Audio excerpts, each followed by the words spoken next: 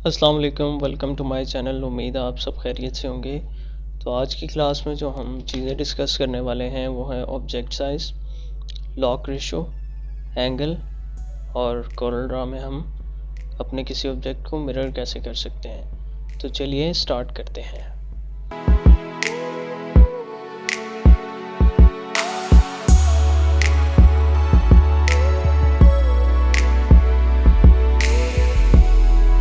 तो Corel Draw में अगर हमें अपने किसी ऑब्जेक्ट को कोई स्पेसिफिक साइज़ देना हो तो हम वो कैसे दे सकते हैं।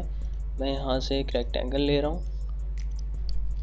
फॉर सपोज कि हमें इसका जो साइज़ है वो 3.5/2 चाहिए। तो हमने क्या करना है, यहाँ पर आपको स्टैंडर्ड बार में दो बॉक्सेस नज़र आ रहे होंगे। ये साइज़ेस के बॉक्सेस हैं। यहाँ पर आप इसकी ये विड्थ के लिए है और ये हाइट के लिए है।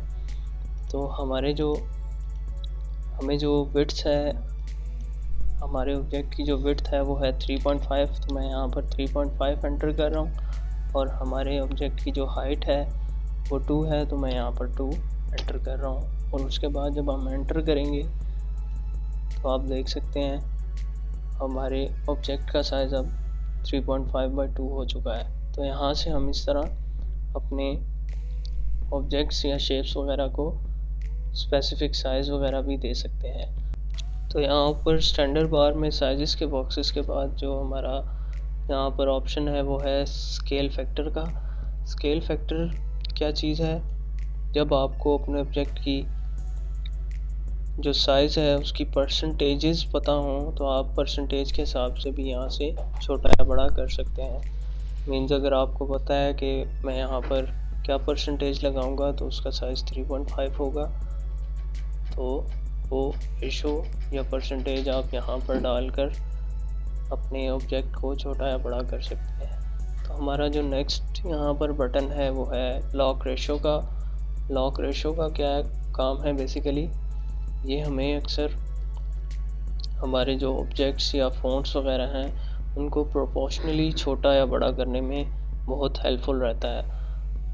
फॉर सपोज यहाँ पर हमारा ये एक फ़ॉन्ट है, इसको हमने छोटा करना है। अभी जो इसकी विड्थ है वो 3.9 है, तकरीबन 4 इंचेस है।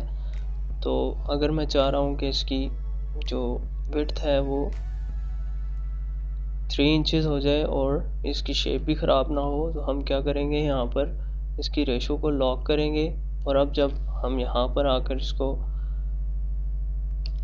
3 एंटर करके क्लिक करेंगे तो वो क्या करेगा, हमारे उस फ़ॉन्ट को प्रोपोर्शनली छोटा करेगा। अगर आप यहाँ पर गौर से देखें तो अभी इसकी जो हाइट है वो 0.53 है और विड्थ जो है वो तकरीबन 4 इंचेस है। तो जब मैं यहाँ पर 3 पुट करके इंटर करता हूँ तो ये क्या करता है, उसकी विड्थ को कम करने के साथ साथ उसकी हाइट को भी कम कर रहा होता है। तो बहुत ही यूज़फुल टूल है ये भी। हमें अक्सर जब हम काम कर रहे होते हैं कोरल ड्रॉ में तो कुछ ऑब्जेक्ट्स ऐसे आ जाते हैं जिनको हमें प्रोपोर्शनली छोटा या बड़ा करना होता है, तो हम लॉक रेशो के ज़रिए छोटा या बड़ा कर सकते हैं। तो लॉक रेशो के बाद जो हमारा यहाँ पर ऑप्शन है वो है एंगल रोटेशन का। एंगल रोटेशन का बेसिकली काम क्या है, ये आपके ऑब्जेक्ट को, अगर आप चाह रहे हैं कि हमारा ऑब्जेक्ट किसी स्पेसिफिक एंगल पर रोटेट करे, तो जब आप यहाँ पर आकर इसमें वैल्यू ऐड करेंगे तो वो आपके ऑब्जेक्ट को उसी स्पेसिफिक एंगल पर रोटेट कर देगा।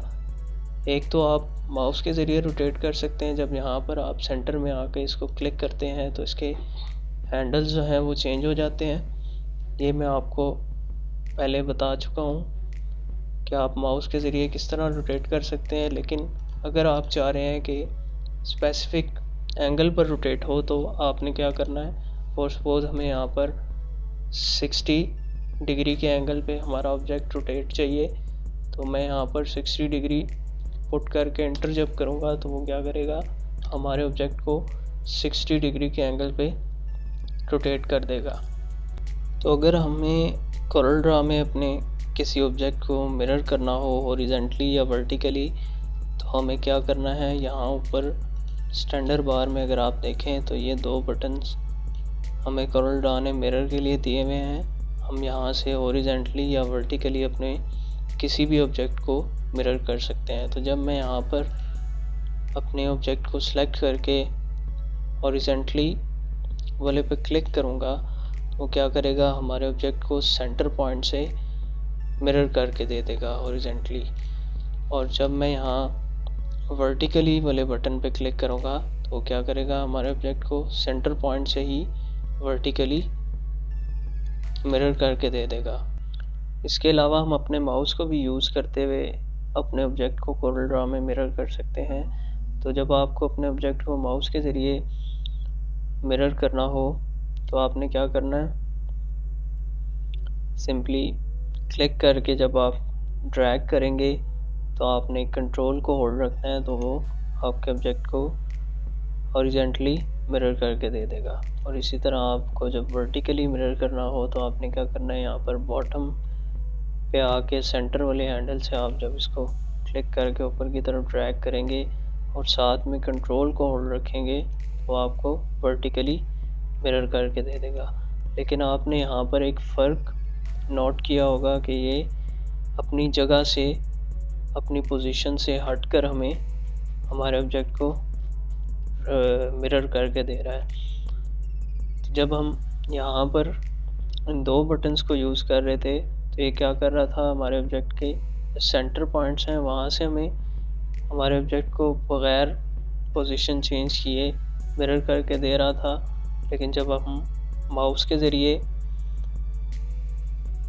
मिरर कर रहे होते हैं तो वो क्या करता है, हमारे ऑब्जेक्ट का जो एंड पॉइंट है वहाँ से उसको मिरर करके दे रहा है।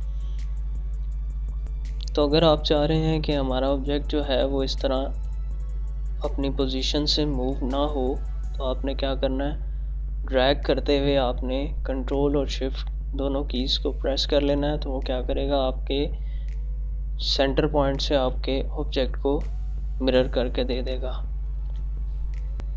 तो आई होप कि आपको ये वीडियो पसंद आई होगी। अगर आपको ये वीडियो पसंद आई है तो इसको लाइक कीजिए, शेयर कीजिए और हमारे चैनल को सब्सक्राइब करना मत भूलिएगा। मिलते हैं अपनी नेक्स्ट वीडियो में, तब तक के लिए अल्लाह हाफिज़।